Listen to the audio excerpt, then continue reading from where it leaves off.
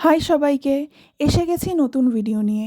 এই মেকআপ লুকটা আমি কিভাবে করেছি part 8, part 1, part 2, part 3, part 4, part 5, part 6 এবং পার্ট 7 এর ভিডিওতে আমি দেখিয়েছি তোমাদের যে কিভাবে প্রথমে ভালো করে স্কিন প্রিপারেশনটা করে তারপর কনসিলার দিয়ে কনসিল করে তারপর ফাউন্ডেশনটা ভালো করে ব্লেন্ড করে তারপর কনসিলার দিয়ে হাইলাইট করে সেটাকে ভালো করে ব্লেন্ড করতে হবে।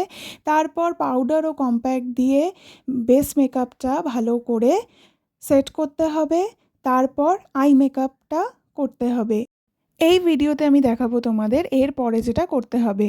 এই ভিডিওটা যদি তোমরা ইউটিউব থেকে দেখো তাহলে আমার ইউটিউব চ্যানেলটাকে সাবস্ক্রাইব করে দিও।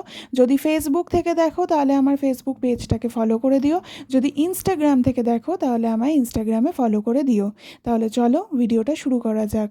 প্রথমে একটা ব্ল্যাক কালারের আইশ্যাডো নিয়ে সেটাকে আইলাইনার যেখানে দেওয়া হয় সেখানে ভালো করে স্মাচ করতে হবে। এই মেকআপ লুকটায় কোনো রকম আইলাইনার ও কাজল ব্যবহার করা হয়নি।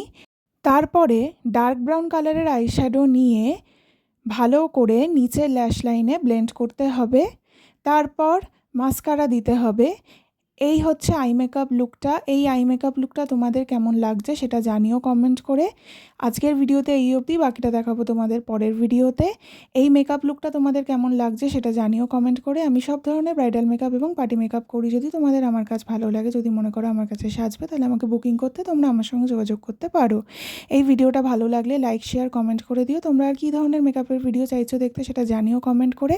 চেষ্টা করব তোমাদের কমেন্ট দেখে সেই ধরনের মেকআপের ভিডিও করতে। আসবো নতুন ভিডিও নিয়ে। Thank you.